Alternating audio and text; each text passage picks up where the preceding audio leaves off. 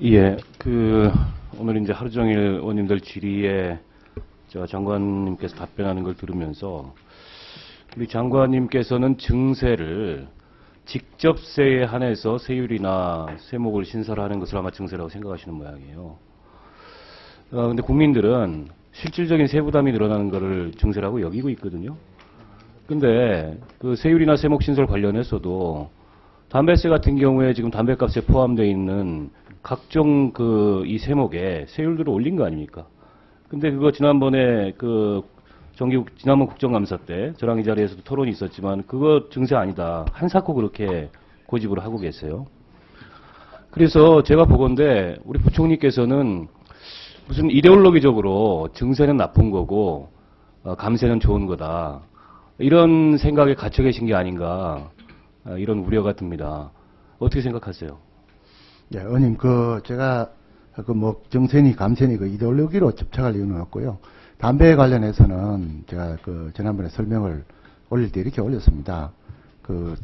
세입 부족을 메꾸기 위해서, 담배세를 올렸다면은, 그것은 정세가 맞다. 그런데, 이 케이스는 지금 담배, 세금을 올려서 더 들어오는 세수보다 훨씬 더 많은 지출을 지금 하고 있습니다. 안전 예산이나, 그리고 국민 정진기금이나 또 지방 분이나 이렇게 하고 있기 때문에 세입 부족을 메꾸기 위해서 담배를 정세를 했다.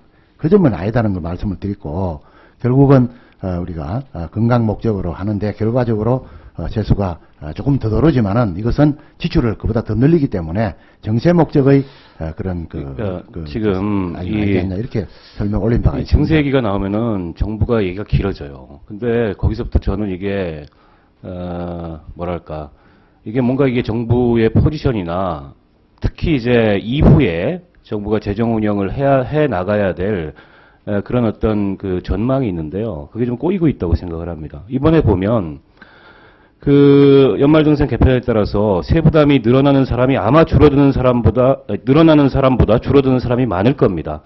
아직 최종 결과가 안 나와 있지만 이 공제감면제도가 갖는 여러 가지 문제점을 보완한 것이기 때문에 세부담이 늘어나는 사람보다 줄어드는 사람이 많을 거예요.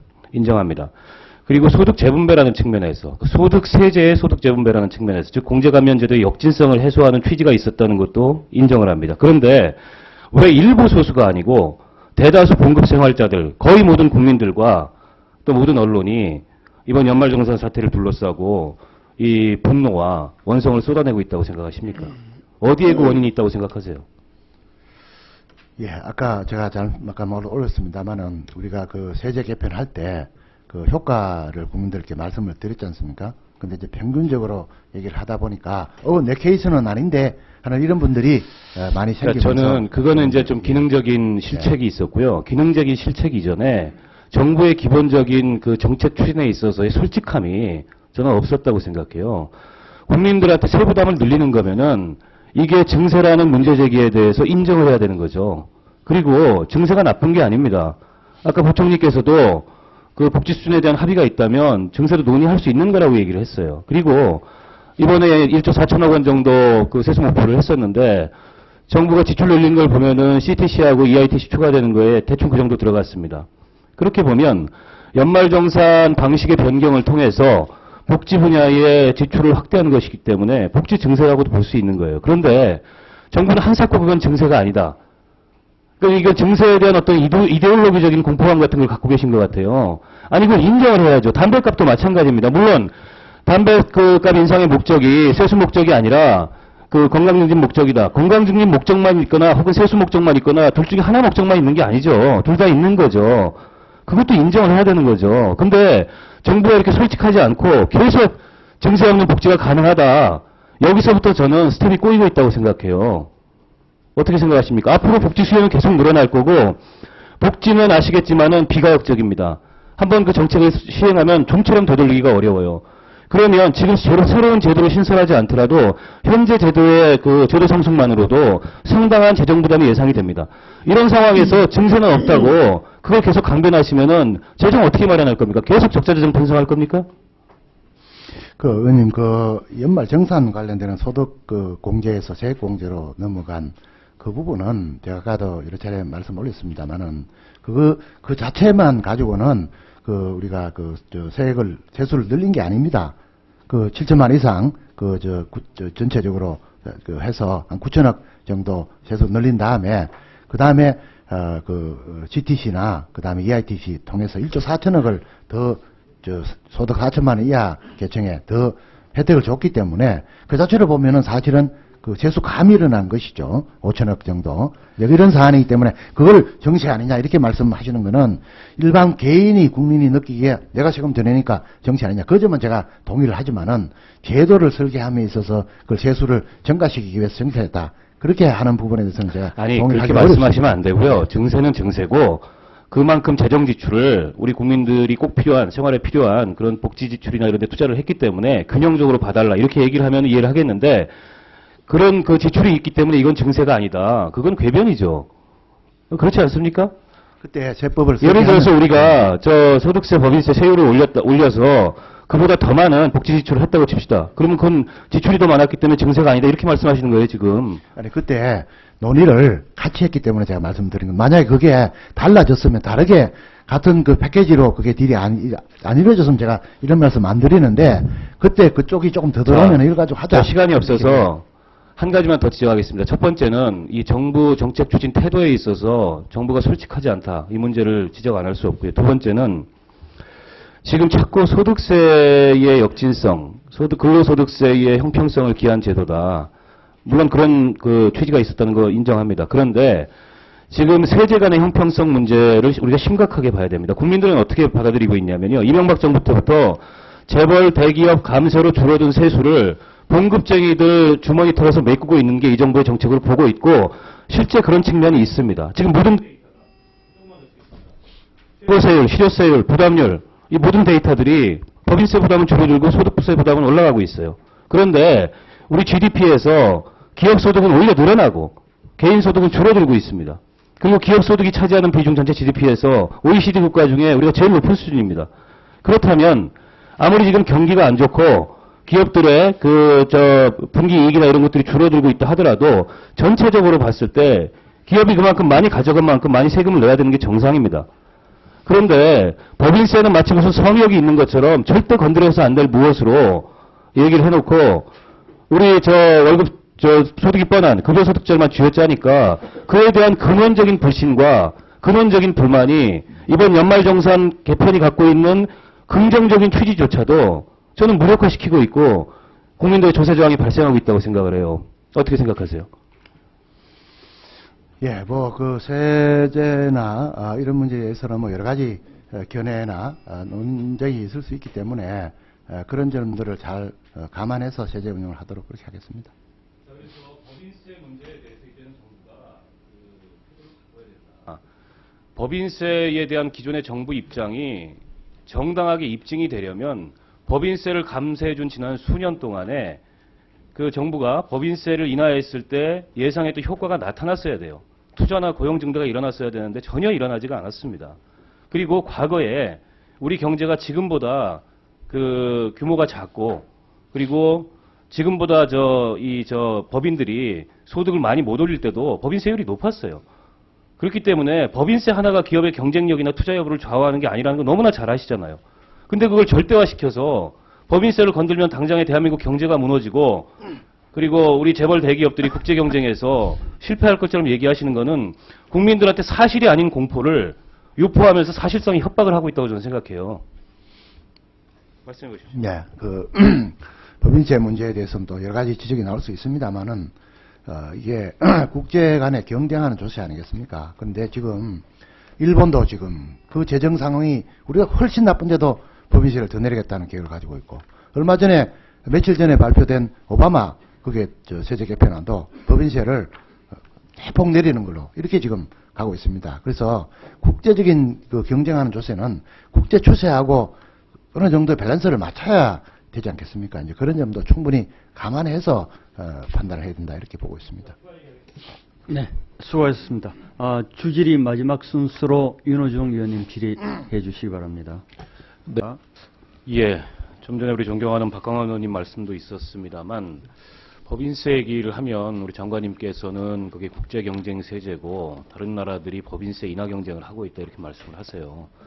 근데 미국 같은 경우에 법인세 최고세율을 인하해도 28%입니다. 우리보다 6%나 높고요.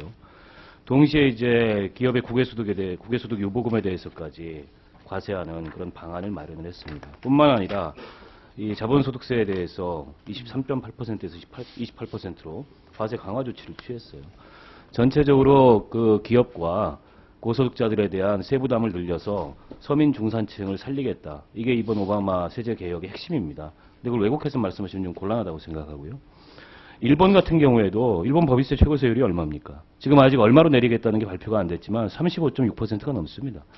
그런 나라들이 최고세율을 인하하는 거하고 우리하고 비교를 해서 법인세 인하 경쟁이 있다는 식으로 얘기하는 건 전 넌센스라고 생각하고요.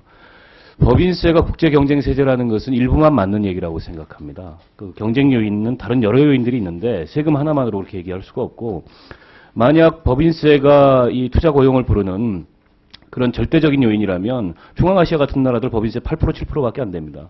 전 세계 투자가 다 그걸로 몰리지 않겠습니까? 근데 왜 안 몰립니까?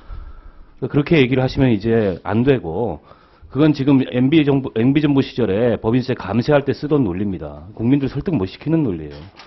이 문제에 대해서 열어놓고서 아니 법인세는 절대 올리면 안 된다는 무슨 이데올로기적인 맹신이 지금 우리 기획재정부를 지배하고 있는 것 같아요. 저는 그런 태도를 벗어나야 된다 이 말씀을 먼저 드리고 싶고요. 그리고 지금 그 법인세 이외에도 지금 소득세 얘기를 하면은 소득세에 대해서는 과세 강화, 부자 증세가 이루어졌다. 그것도 반만 맞는 얘기입니다. 그 근로소득세에 대해서는 맞는 얘기죠. 그런데 근로소득 이외에 다른 소득세들에 대해서는 어떻습니까? 대표적인 게 이 상장 주식 양도차익과세입니다. 2013년 지금 주식 팔아서 100억 넘게 벌어들인 사람이 97명입니다. 이 사람들이 2조 9,400억 원을 벌었고 1인당 300억 원 양도차익을 올렸는데 부담한 세금은 이익의 16% 수준밖에 안 돼요. 우리 세율이 그렇게 돼 있어서 그렇습니다, 지금. 분리과세, 저율의 분리과세를 하고 있기 때문에. 근데 연봉 7,8천만 원 받는 근로소득자들 세율이 얼마입니까? 24%입니다. 이 사람들이 당연히 여기에 대해서 불만을 안 갖겠습니까?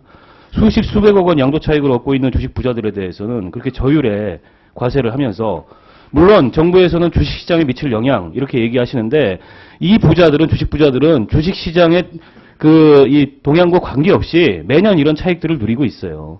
근데 이런 데 대해서 과세 강화 조치가 선행되지 않고 월급쟁이들 그 호주머니 쥐어짜기 때문에 이번 연말정산 사태가 이렇게 걷잡을 수 없이 증폭이 되고 있는 거라고 저는 생각하고 그래서 정부의 대책도 일부 그 항목을 조정하거나 없앴던 걸 다시 살려가지고 소급 적용하겠다. 저는 이건 지극히 즉자적이고 졸속 대응에 불과하다고 생각합니다. 저는 개인적으로는 소급 적용에 반대하는 사람입니다. 그리고 세제를 그런 식으로 누더기로 만들기 시작하면 조세 재앙이 생길 때마다 그러면은 소급 적용해가지고 이런 식으로 세제를 엉망으로 만들 수는 없는 일이라고 생각하고 차제의 근본적으로 우리 세제 전체의 형평성 문제에 대해서 검토하고 그리고 늘어나는 복지 수요에 맞는 그런 재정적인 대책을 마련하는 그런 근본적 논의를 해야 된다. 박근혜 대통령도 그 대통령 선거 시기에 국민대타협위원회 공약하고 인수위에서도 그걸 확인을 했는데 말만 지금 그게 오가고 있지 실제 그런 국민적인 이 복지와 조세에 관한 큰 합의를 이끌어내기 위한 정부의 노력 이런 것들은 지금 진행이 안 되고 있어요. 그러면서 일종의 꼼수 증세라고 하는 이런 담배세나 서민 증세를 하기 때문에 지금 우리 불만들이 이렇게 폭발하고 있는 거 아니겠습니까? 우리 장관님 의견을 좀 말씀해 보세요. 네, 정부가 매년 이제 세법 개정안을 정기회에 내지 않습니까?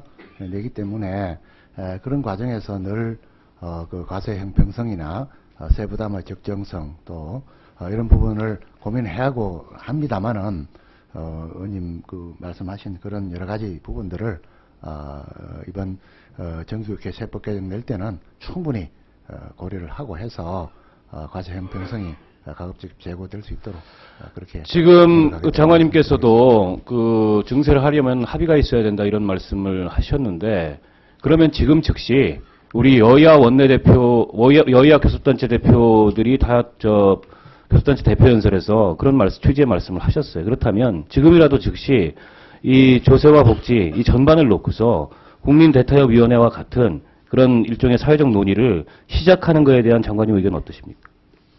예, 아까 우리 강성군 의원님 질의에도 제가 답변을 올렸습니다만은 그 여야 공이 이 문제를 복지 문제나 세부담의 적정성 문제나 또 정세 문제 이런 문제를 계속 제기를 하고 계시고 있기 때문에 국회에서 그 문제를 논의를 해 주시면은 정부도 필요에 따라서는 그 과정에 참여도 하고 해서 그 사회적인 공감대를 형성하는 그런 그 절차가 있었으면 좋겠다는 말씀을 드리겠습니다.